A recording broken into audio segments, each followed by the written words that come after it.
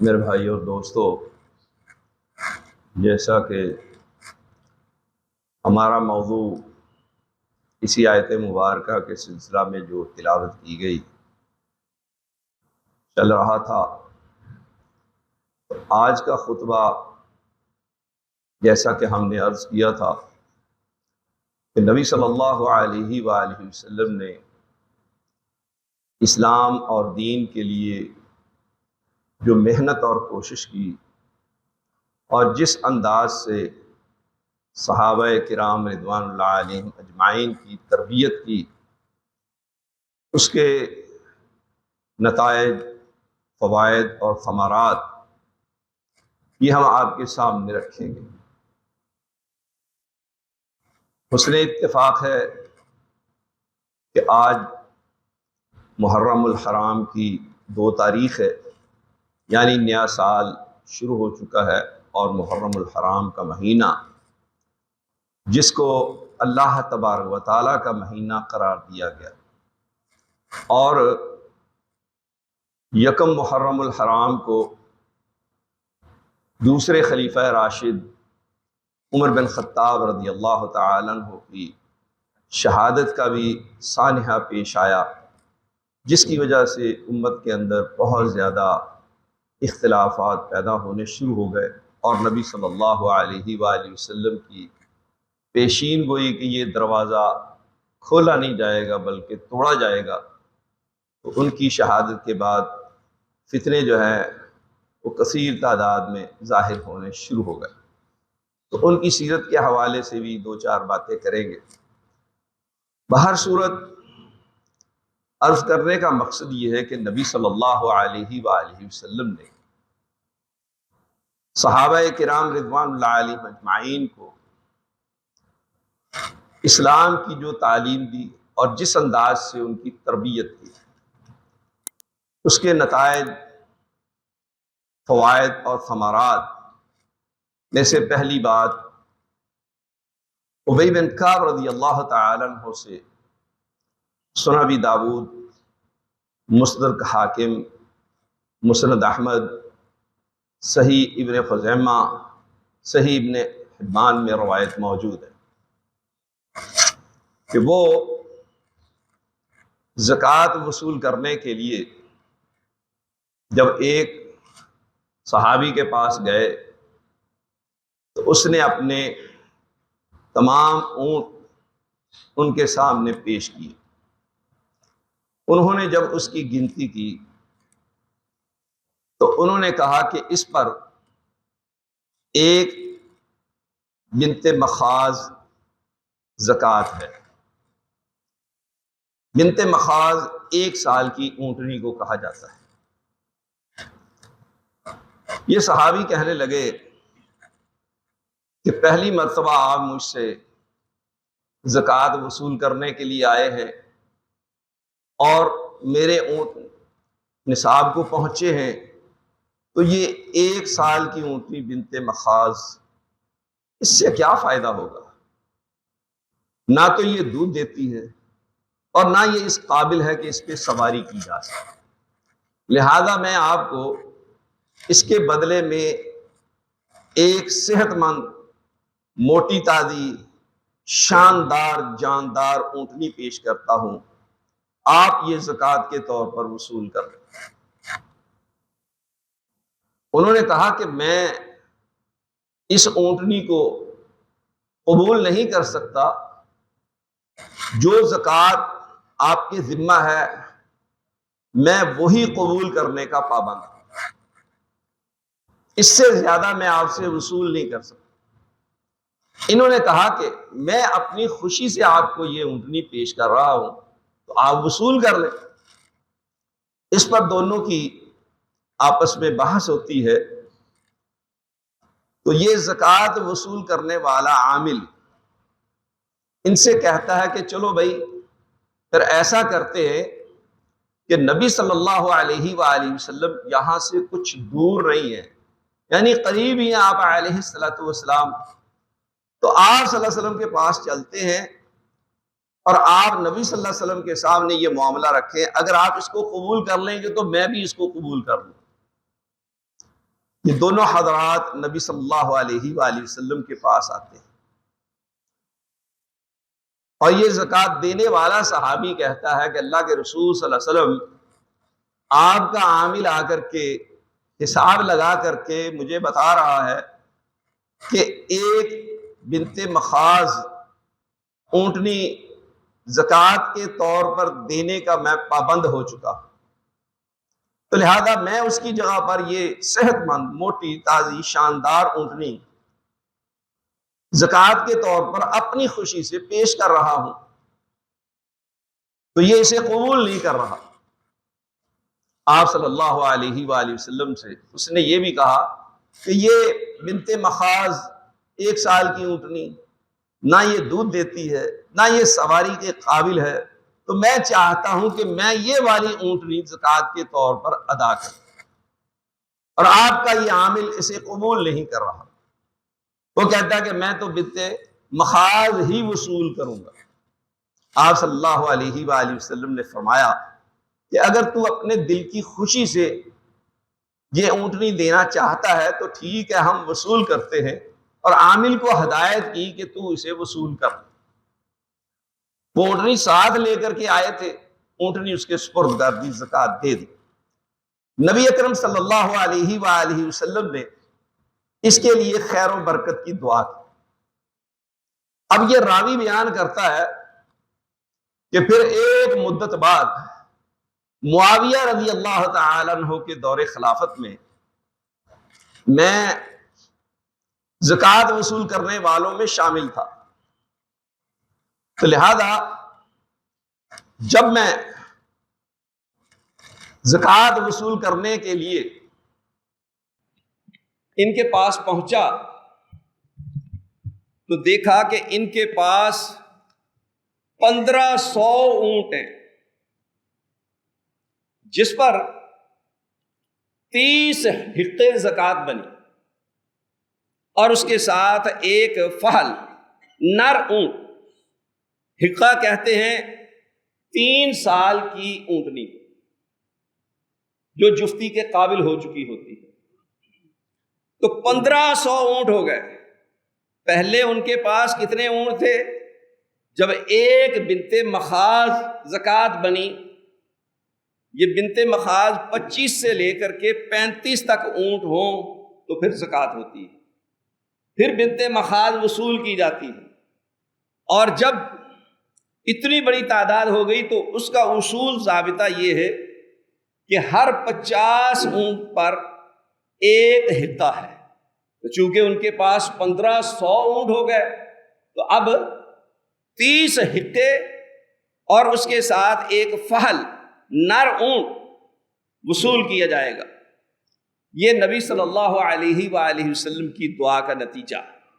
یہ جو اضافی بات ہم نے بیان کی ہے یہ مسند احمد میں، صحیح ابن حبان میں اور صحیح ابن خزیمہ میں موجود ہے، تو آپ سوچئے اور غور کیجئے کہ زکوٰۃ دینے والا کس قدر خوش دلی سے زکوٰۃ دے رہا ہے اور زیادہ دینا چاہتا ہے، اور اس کی خواہش یہ ہے کہ میں ایسی چیز اللہ تبارک و تعالیٰ کے راستے میں صدقہ کروں، زکوٰۃ دوں جو کسی کام آ سکے، جس کا فائدہ پہنچ سکے، اور لینے والا وہ کس قدر دیانتدار ہے، وہ کہتا ہے کہ جس قدر آپ کی زکوٰۃ بنتی ہے میں اتنی ہی وصول کروں گا، اس سے زیادہ وصول نہیں کر سکتا۔ یہ نبی صلی اللہ علیہ وآلہ وسلم کی تربیت کا نتیجہ، اس کے ثمرات، اور دنیا والوں کے سامنے ایسی مثالیں عملی طور پر پیش کی گئی کہ آج دنیا کی تاریخ ایسی مثالیں پیش کرنے سے عاجز اور قاصر ہے۔ ایک دوسری بات، حذیفہ بن یمان رضی اللہ تعالی عنہ کو آپ جانتے ہیں، یہ نبی صلی اللہ علیہ وآلہ وسلم کے جلیل القدر صحابہ میں سے ہیں، اور ان کا لقب صاحب و سر النبی، رازدان رسول صلی اللہ علیہ وسلم۔ جنگ احد میں ان کے والد یمان رضی اللہ تعالی عنہ خود زرہ آہنی لباس میں ملبوس جب گھمسان کی جنگ ہوئی تو 3 صحابہ کرام کو مغالطہ ہوا کہ شاید یہ ہمارے دشمن ہیں، مخالف کی صفوں میں سے ادھر ہماری طرف آئے ہیں۔ یہ تینوں صحابہ ان پر حملہ کرنے کے لیے لپکے۔ حذیفہ رضی اللہ تعالی عنہ نے جب دور سے دیکھا تو آواز دی کہ ابھی ابھی میرا باپ میرا باپ، قبل اس کے کہ یہ سن پاتے انہوں نے ان کے والد کو قتل کر دیا۔ نبی اکرم صلی اللہ علیہ وآلہ وسلم نے ان کو اپنی طرف سے، کیونکہ دوران جنگ غلطی سے ان صحابہ سے اپنے ساتھی قتل ہوئے تو دیت ادا کی۔ مختصر واقعہ صحیح بخاری میں ہے اور مکمل تفصیل مستدرک حاکم میں، سند اس کی حسن ہے۔ آپ علیہ الصلوۃ والسلام نے 100 اونٹ دیت ادا کی۔ دیت وصول کرنے کے بعد انہوں نے نبی صلی اللہ علیہ وسلم سے کوئی مزید مطالبہ نہیں کیا، شرط نہیں رکھی کہ جی میرے والد کو قتل کر دیا گیا، میدان جہاد میں وہ قتل ہوئے ہیں، مجھے مزید عطا کیا جائے۔ اللہ اکبر۔ اور دیت آپ سمجھتے ہیں 100 اونٹ دیت، کروڑوں روپے۔ انہوں نے یہ دیت وصول کرنے کے بعد اس کے 3 حصے کیے اور اپنے والد کے قاتلوں پر 3 حصے تقسیم کر۔ لوگوں کو بڑی حیرت ہوئی۔ انہوں نے کہا کہ آپ نے اپنے والد کے قاتلوں کو یہ دیت دے دی، لوٹا دی۔ فرمانے لگے کہ آپ کو معلوم ہے کہ میں نے ایسا کیوں کیا؟ اس لیے کہ ان کو اس بات کا یقین ہو جائے کہ میرے دل میں ان کے لیے کوئی میل نہیں ہے، کوئی ایسی بات نہیں ہے۔ میں سمجھتا ہوں کہ ان کی کوئی غلطی نہیں ہے، جان بوجھ کر کے انہوں نے ایسا فعل نہیں کیا۔ تو میں مزید ان کو یقین دلانے کے لیے کہ میرا دل ان کے متعلق بالکل صاف ہے۔ دنیا کی تاریخ کا مطالعہ کرے، ایسی مثال دنیا کی تاریخ پیش کرنے سے عاجز اور قاصر ہے۔ جو مثالیں صحابہ کرام رضوان اللہ علیہم اجمعین نے پیش کی اور جس طریقے سے دنیا کو بتایا کہ ہم جس اسلام کے داعی ہیں، جس اسلام کے مدعی ہیں، جس اسلام پر عمل پیرا ہیں، اس اسلام کے مطابق عمل کر کے دنیا کو یہ پیغام دے دیا، بتا دیا کہ ہماری سوچ اور فکر کیا ہے، ہم کیسی زندگی گزارنا چاہتے ہیں اور کیسی زندگی گزار رہے ہیں اور دنیا کو کیا پیغام دے رہے ہیں۔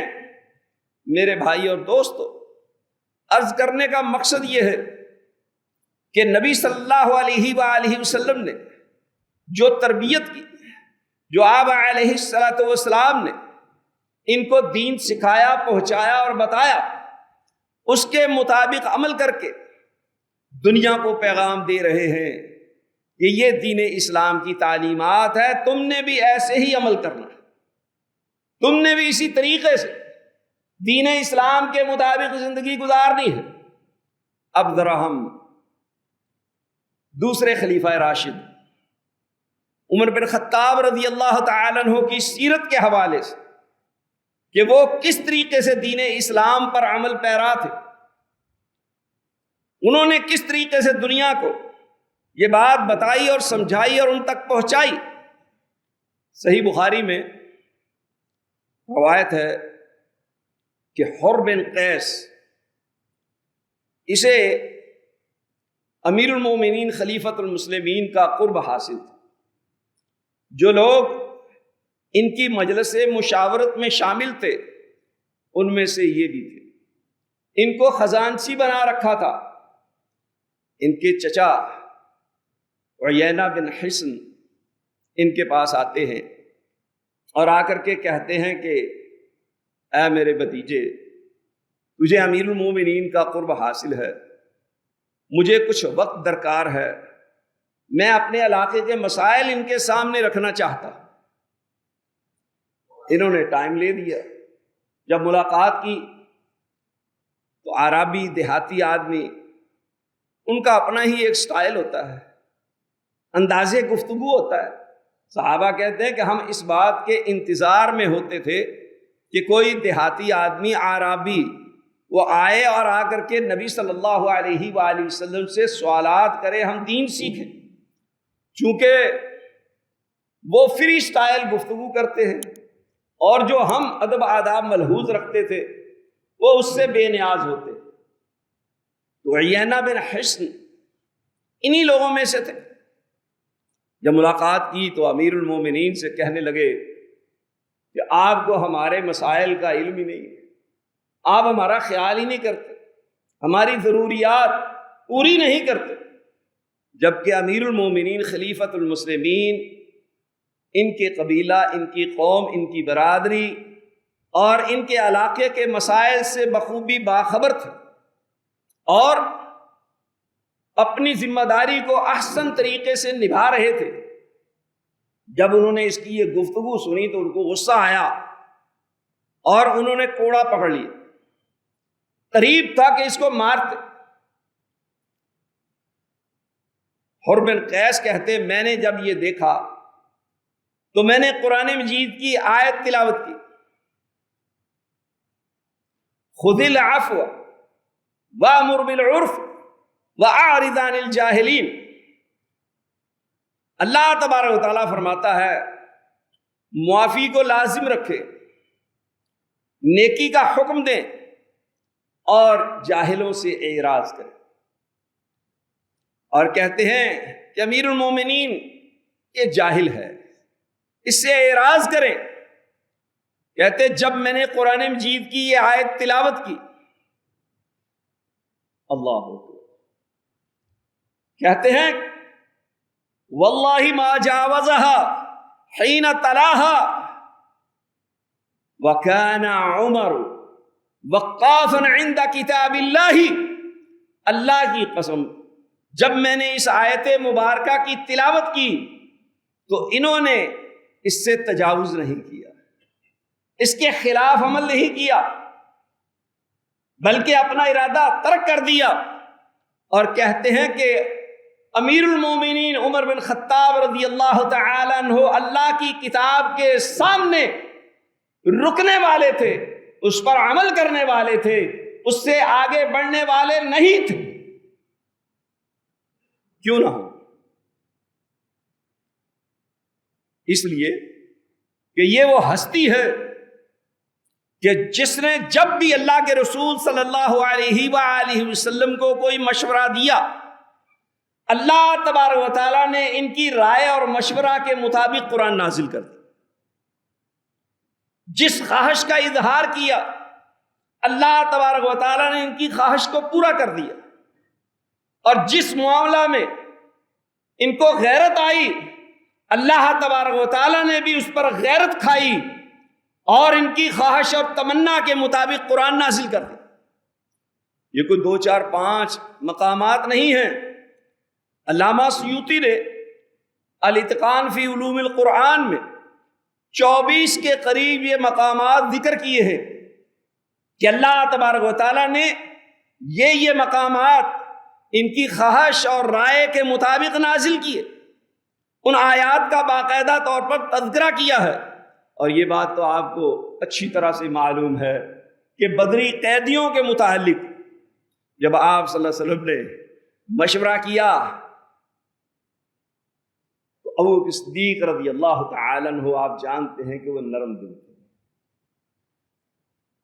انہوں نے یہ مشورہ دیا کہ اللہ کے رسول صلی اللہ علیہ وسلم ان سے فدیہ لے لیا جائے، اور جو لکھنا جانتے ہیں یہ ہمارے ساتھیوں کو لکھنا سکھا دیں، ان کا یہ فدیہ ہو جائے گا۔ ہو سکتا ہے کہ کل کلاں یہ مسلمان ہو جائیں۔ نبی صلی اللہ علیہ وسلم کو یہ مشورہ پسند آیا، آپ صلی اللہ علیہ وآلہ وسلم نے فدیہ وصول کی۔ عمر رضی اللہ تعالیٰ عنہ کی رائے تھی کہ نہیں، ہر شخص کے رشتہ دار اس کے سپرد کر دیے جائیں اور وہ اپنے ہاتھوں سے اس کو قتل کرے، اور ہم اللہ تبارک و تعالیٰ کو اس زمین پر اپنے رشتہ داروں کا خون بہا کر کے یہ ثابت کرنا چاہتے ہیں کہ ہم تیرے دین کی خاطر ہر ایک کو قربان کرنے کے لیے تیار ہیں۔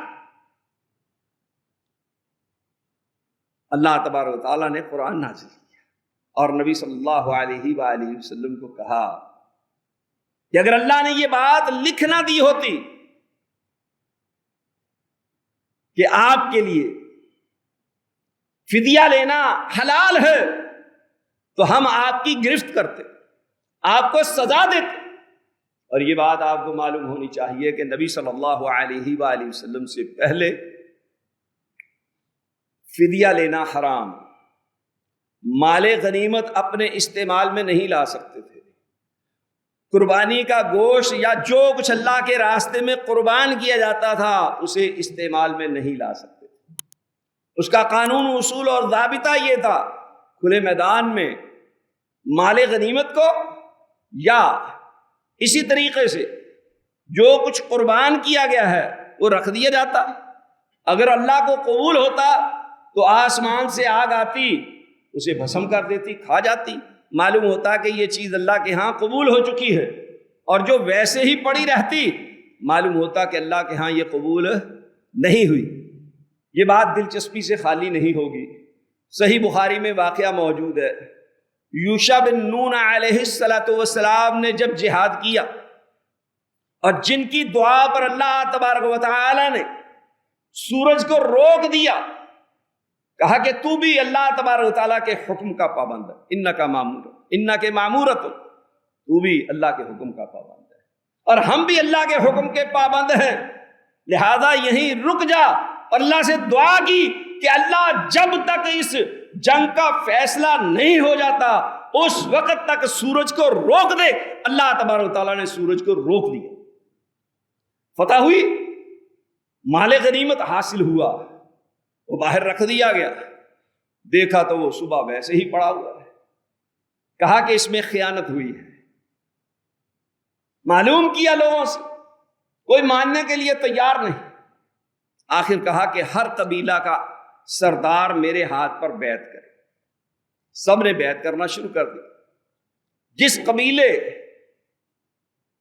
کے لوگوں نے خیانت کی تھی ان کے سردار کا ہاتھ یوشع بن نون علیہ السلام کے ہاتھ کے ساتھ چپک گیا، انہوں نے کہا کہ تمہارے قبیلے کے لوگوں نے خیانت کی ہے، لہذا کہا کہ تمہارے قبیلے کے تمام لوگ اب میری بیعت کریں۔ سب لوگوں نے بیعت کی، دو آدمیوں کے ہاتھ یوشع بن نون علیہ السلام کے ہاتھ کے ساتھ چپک گئے، پکڑ لیا، کہا کہ لاؤ وہ خیانت۔ راوی بیان کرتا ہے کہ جو انہوں نے خیانت کی تھی وہ کیا تھی؟ وہ گائے کے سر کے برابر سونا تھا، جو خیانت کی، چھپایا تھا، انہوں نے چوری کیا تھا۔ جب لا کر کے پیش کیا گیا، اس سونے کو جب اس مال غنیمت کے ساتھ رکھا گیا، پھر آگ آئی، اس نے بھسم کر دیا، سب کچھ ختم کر دیا۔ معلوم ہوا کہ اللہ تبارک و تعالیٰ کے ہاں یہ ہمارا عمل قبول ہو چکا ہے۔ تو یہ تو نبی صلی اللہ علیہ وآلہ وسلم کی بعثت کے بعد اللہ تبارک و تعالیٰ نے اس امت مسلمہ پر عظیم احسان کیا ہے۔ یہ قربانیاں بھی کرو، گوشت بھی کھاؤ، مزے بھی لو، سب فوائد اٹھاؤ، اور پردہ پوشی بھی رہے کہ کس کی قربانی قبول ہوئی ہے، کس کی قبول نہیں ہوئی۔ یہ احسان عظیم ہے نبی صلی اللہ علیہ وآلہ وسلم کی وجہ سے۔ تو میرے بھائی اور دوست، عرض یہ کر رہے تھے کہ نبی صلی اللہ علیہ وآلہ وسلم نے جو کچھ صحابہ کرام رضوان اللہ علیہم اجمعین کو تعلیمات دیں، وہ اس کے مطابق عمل کرنے والے، اس کے مطابق زندگی گزارنے والے، اور اپنی ذات پر اپنے خاندان پر، اپنے بیوی بچوں پر دوسروں کو ترجیح دینے والے، یہی خلیفہ عمر بن خطاب رضی اللہ تعالیٰ عنہ، انہوں نے اپنے بیٹے کا وظیفہ 2000 مقرر کر رکھا ہے اور اسامہ بن زید کا وظیفہ 4000 مقرر کر رکھا ہے۔ صحیح روایت۔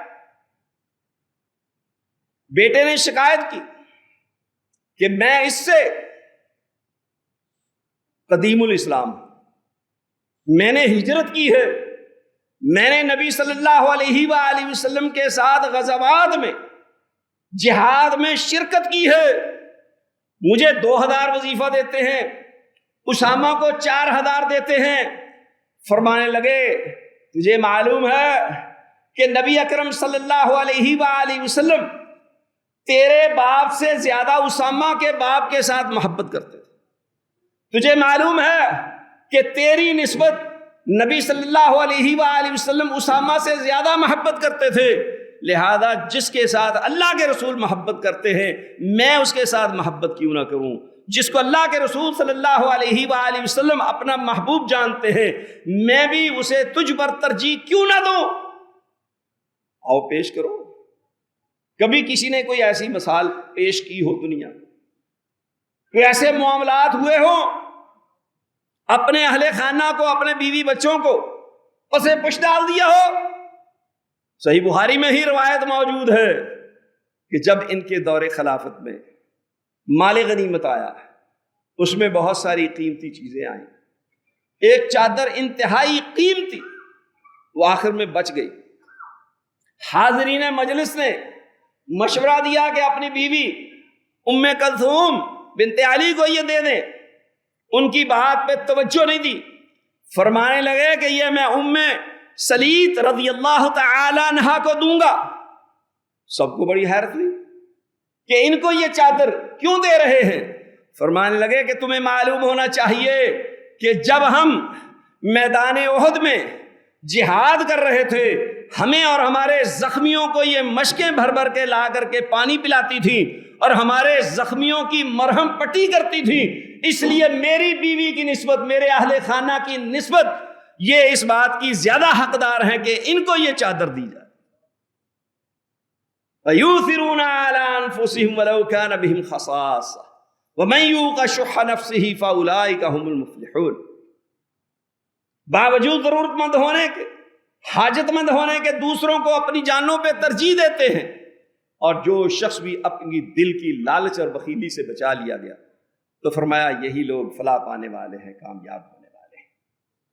تو یہ امیر المومنین خلیفۃ المسلمین، ان کی زندگی کے واقعات 2 4 5 6 10 نہیں ہیں، ایسے سینکڑوں واقعات ہیں جس سے دنیا کو پیغام دیا گیا کہ بھائی عدل و انصاف کا تقاضا یہ ہے کہ اپنے آپ پر دوسروں کو ترجیح دی جائے، اپنی اولاد پر، اپنے گھر والوں پر دوسروں کو ترجیح دی جائے جو ان سے زیادہ فضیلت اور اہمیت کے حامل ہیں۔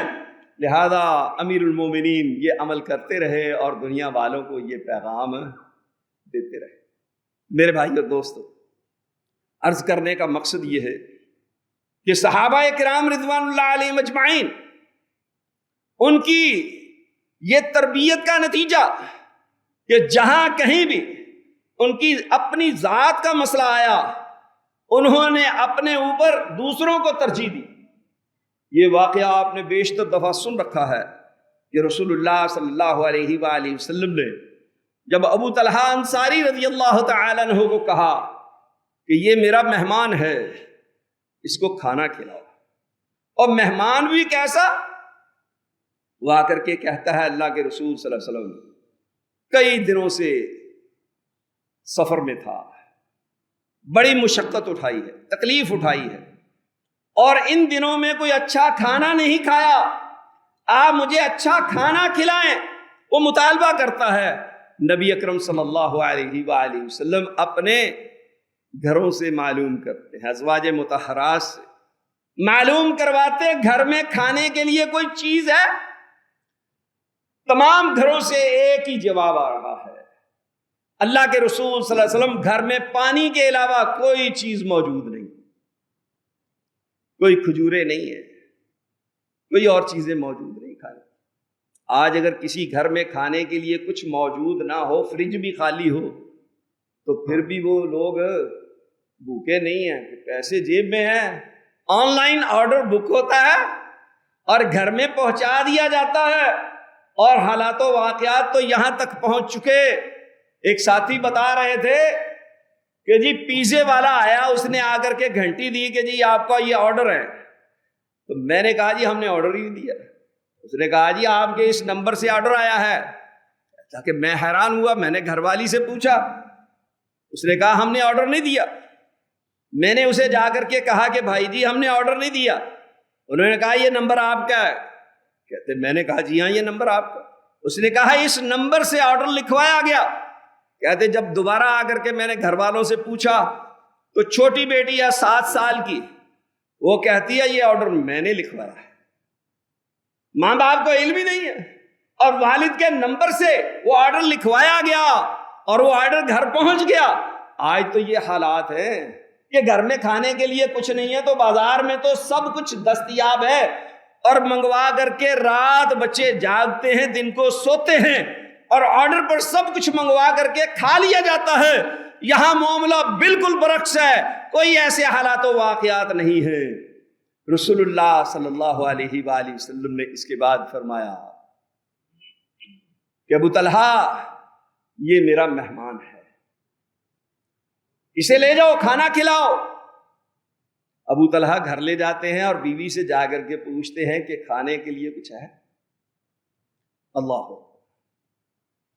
یہ ام سلیم رضی اللہ تعالی عنہ، یہ وہ صحابیاں ہیں کہ نبی صلی اللہ علیہ وآلہ وسلم نے خواب میں دیکھا کہ میں جنت میں ہوں، اور آپ فرماتے ہیں کہ میں نے رمیسا کو بھی جنت میں دیکھا، یعنی ام سلیم رضی اللہ تعالی عنہ۔ صحیح بخاری کی روایت۔ ان سے پوچھا، انہوں نے کہا اللہ کے رسول صلی اللہ علیہ وسلم گھر میں تو صرف ایک فرد کا کھانا ہے، آپ کھا لیں گے میں اور بچے بھوکے رہیں گے، میں کھا لوں گی تو آپ اور بچے بھوکے رہیں گے، اگر ہم بچوں کو کھلا دیں گے تو میں اور آپ بھوکے رہیں گے۔ فرماتے ہیں کہ کوئی بات نہیں، آج ہم سب بھوکے رہیں گے، بچوں کو ایسے ہی سلا دو۔ یہ آپ کی اور میری زندگی کے تجربات اور مشاہدات میں بھی یہ بات شامل ہے کہ آدمی اپنی ذات کے لیے تو بہت زیادہ تکالیف برداشت کر لیتا ہے، لیکن اولاد کے لیے برداشت نہیں کرتا۔ مسند احمد کی حدیث ہے، رسول اللہ صلی اللہ علیہ وسلم نے فرمایا کہ آدمی اولاد کی وجہ سے بزدل اور بخیل ہو جاتا ہے۔ کہتے ہیں کہ بچوں کو ایسے ہی سلا دو، ہم بھی بغیر کھائے رات گزار لیں گے، لیکن مہمان کو کھانا کھلاؤ۔ لیکن یہ بات یاد رکھنا، جب مہمان کو کھانا پیش کرو تو چراغ کو درست کرنے کے بہانے سے بجھا دینا، تاکہ مہمان یہ سمجھے کہ میں بھی کھانا کھا رہا۔ اس سے یہ بات معلوم ہوئی کہ مہمان کے ساتھ بیٹھ کر کے کھانا چاہیے۔ یہ انبیاء کی بھی سنت ہے۔ ابراہیم علیہ السلام بھی فرشتے جب انسانی شکل میں آئے تو بچڑا بھون کر کے لا کے پیش کیا، ساتھ بیٹھے کھانے کے لیے، انہوں نے ہاتھ ہی نہیں بڑھایا، حیران ہوئے، پریشان۔ تو میں خالی ہاتھ چلاتا رہوں گا، اس کا ہاتھ میرے ہاتھ کے ساتھ ٹکراتا رہے گا، وہ سمجھے گا کہ یہ بھی کھانا کھا رہے ہیں، وہ پیٹ بھر کے کھانا کھا رہے ہیں۔ پیٹ بھر کے کھانا کھا لیا مہمان نے، صبح مسجد میں گئے نماز فجر کے لیے، رسول اللہ صلی اللہ علیہ وآلہ وسلم پوچھتے ہیں کہ ابو طلحہ تو نے رات کون سا ایسا عظیم عمل کیا ہے کہ اللہ تبارک و تعالی نے تیرے بارے میں قرآن نازل کر دیا؟ وَيُؤْثِرُونَ عَلَىٰ أَنفُسِهِمْ وَلَوْ كَانَ بِهِمْ خَصَاصَةٌ وَمَن يُوقَ شُحَّ نَفْسِهِ فَأُولَٰئِكَ هُمُ الْمُفْلِحُونَ۔ باوجود حاجت مند اور ضرورت مند ہونے کے دوسروں کو اپنی ذات پر ترجیح دیتے ہیں، جو شخص بھی دل کی لالچ اور بخیلی سے محفوظ کر دیا گیا، بچا لیا گیا، فرمایا یہی فلاح پانے والے ہیں، کامیاب ہونے والے ہیں۔ امام ابن کثیر نے اس آیت کی تفسیر میں واقعہ ذکر کیا ہے۔ عبد الرحمن بن عوف رضی اللہ تعالیٰ عنہ آپ جانتے ہیں، عشرہ مبشرہ میں سے ہیں، بیت اللہ کا طواف کر رہے ہیں، ایک ہی دعا مانگ رہے ہیں، اللہم قنی شح نفسی، اللہم قنی شح نفسی، اللہم قنی شح نفسی، کہ اے اللہ مجھے میرے دل کی لالچ اور بخیلی سے محفوظ فرما، اس سے بچا لے، بار بار یہ دعا کر۔ ابو عثمان کہتے ہیں کہ میں نے پوچھا کہ یہ بزرگ کون ہے جو یہ دعا کر رہے ہیں؟ لوگوں نے کہا کہ آپ نہیں جانتے؟ میں نے کہا نہیں۔ میں نے کہا یہ عبد الرحمن بن عوف رضی اللہ تعالی عنہ عشرہ مبشرہ میں سے ہیں۔ کہتے میں قریب ہوا سلام کلام کے بعد، میں نے ان سے پوچھا کہ آپ ایک ہی دعا بار بار کیے جا رہے ہیں، اس کی کیا وجہ ہے؟ فرمانے لگے کہ اگر اللہ تبارک و تعالی نے مجھے میرے دل کی لالچ اور بخیلی سے محفوظ کر لیا، اس سے بچا لیا، تو میں ہمہ قسم کی برائیوں سے بچ گیا۔ جو کچھ بھی آج معاشرہ میں بگاڑ پیدا ہوا ہے یہ کس وجہ سے؟ لالچ اور بخل کی وجہ سے۔ یہ قتل و غارت، یہ ڈاکہ، یہ رشوت، یہ حرام خوری، یہ کرپشن، یہ سب کچھ کیا ہے؟ یہ لالچ کی وجہ سے ہو رہا۔ تو اگر اللہ تبارک و تعالیٰ نے مجھے اس برائی سے بچا لیا تو میں ہمہ قسم کی برائی سے محفوظ ہوں۔ چونکہ ہم شروع میں عرض کر چکے ہیں کہ محرم کے مہینے کا آغاز ہو چکا ہے، اگلے جمعہ تک ہم ان دنوں میں داخل ہو چکے ہوں گے جس کے متعلق نبی صلی اللہ علیہ وسلم نے خصوصی ہدایات جاری کی۔ اس اعتبار سے ہم یہ عرض کرنا چاہیں گے، صحیح مسلم میں روایت ہے، ابو ہریرہ رضی اللہ تعالی عنہ فرماتے ہیں کہ رسول اللہ صلی اللہ علیہ وآلہ وسلم نے فرمایا افضل الصلاۃ بعد الفریضہ صلاۃ اللیل وافضل الصیام بعد رمضان شہر اللہ المحرم۔ فرضی نماز کے بعد سب سے افضل ترین نماز رات کی نماز یعنی نماز تہجد،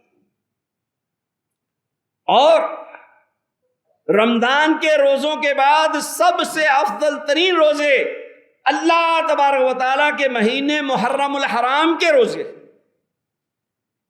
یہ محرم الحرام کو اللہ تبارک و تعالیٰ کا مہینہ قرار دیا گیا، تو اس کے روزے کثرت سے رکھنے چاہیے۔ رمضان کے روزوں کے بعد افضل ترین روزے قرار دیے گئے، اور نبی صلی اللہ علیہ وآلہ وسلم نے بطور خاص یہ فرمایا، صحیح مسلم کی ہی حدیث ہے کہ صیام یوم عاشوراء احتسب علی اللہ ان یکفر السنۃ التی قبلہ۔ یوم عاشوراء 10 محرم کا روزہ، مجھے اللہ تبارک و تعالیٰ سے اس بات کی مکمل پوری امید اور یقین ہے کہ اس کی وجہ سے 1 سال گزشتہ کہ اللہ تبارک و تعالیٰ گناہ معاف کرے۔ صحیح مسلم میں ہی ایک اور روایت کہ جب نبی صلی اللہ علیہ وآلہ وسلم کو اس بات کا علم ہوا کہ یہودی بھی 10 محرم کا روزہ رکھتے ہیں، تو آپ علیہ الصلوۃ والسلام نے معلوم کروایا کہ یہ روزہ کیوں رکھتے ہیں۔ انہوں نے کہا کہ اللہ تبارک و تعالیٰ نے 10 محرم کو موسیٰ علیہ الصلوۃ والسلام اور ان کے ساتھیوں کو فرعون اور اس کے لشکر سے نجات دی تھی، اس لیے ہم شکرانے کے طور پر روزہ رکھتے ہیں۔ آپ صلی اللہ علیہ وسلم نے فرمایا کہ موسیٰ علیہ الصلوۃ والسلام ہمارے بھائی ہیں، ہم زیادہ اس بات کے مستحق ہیں کہ ہم 10 محرم کا روزہ اس اعتبار سے بھی رکھیں۔ پھر آپ علیہ الصلوۃ والسلام نے فرمایا لئن بقیت الی قابل لاصومن التاسع، اگر میں آئندہ سال زندہ رہا تو میں 9 تاریخ کا بھی روزہ رکھوں گا۔ مقصد یہ تھا کہ ان کی مخالفت کی جائے گی 9 اور 10 کا 2 روزے رکھ کر کے۔ اسی لیے حافظ ابن حجر اسقلانی اور امام ابن قیم رحمہم اللہ وہ فرماتے ہیں جو شخص 3 روزے رکھتا ہے 9، 10 اور 11، یہ سب سے افضل ہے، سب سے بہتر ہے۔ اور اس کے بعد درجہ ہے 2 روزے رکھنے کا 9 اور 10 کا، پھر آخری درجہ ہے صرف 10 محرم کا روزہ رکھنا۔ آج بعض لوگ یہ مخالفت کر رہے ہیں کہ جی 9 کا ہی روزہ رکھنا چاہیے، 10 کا رکھنا ہی نہیں چاہیے۔ تمام احادیث میں فضیلت 10 محرم کے روزے کی بیان ہوئی، 9 کا تو ساتھ رکھنا ہے اضافی۔ پھر مخالفت کیوں، اختلاف کیوں؟ جب اللہ کے رسول صلی اللہ علیہ وآلہ وسلم نے محرم الحرام کے مہینے کو اللہ کا مہینہ قرار دیا، جب آپ علیہ الصلوۃ والسلام نے رمضان کے بعد سب سے افضل ترین روزے محرم الحرام کے مہینے کے قرار دیے، تو اس میں زیادہ روزے رکھنے والا زیادہ اجر و ثواب پائے گا، کم رکھنے والا کم اجر و ثواب پائے گا۔ تو جو 3 رکھے گا وہ 2 والوں سے بہتر ہے، جو 2 رکھے گا وہ 1 والے سے بہتر ہے۔ لہذا اس میں کوئی اختلاف کی بات نہیں۔ پھر یہ نفلی روزے ہیں، ایسا نہیں ہے کہ یہ فرضی ہیں اور زائد آپ رکھیں گے تو فرض میں اضافہ کر دیں گے تو آپ بدعت کے مرتکب ہو جائیں گے، دین میں اضافہ کرنے کے مرتکب ہو جائیں گے، ایسی بھی کوئی بات نہیں ہے۔ تو خواہ مخواہ کا یہ اختلاف پیدا کرنا اور لوگوں کے اندر اس قسم کی باتیں پھیلانا، اس سے گریز کرنا چاہیے۔ تو اللہ تبارک و تعالیٰ سے دعا ہے کہ اللہ تبارک و تعالیٰ مجھے اور آپ کو 3 روزے رکھنے کی بطور خاص توفیق عطا فرمائے، اور اس کے علاوہ بھی زیادہ روزے رکھنے کی توفیق عطا فرمائے۔ وآخر دعوانا الحمدللہ۔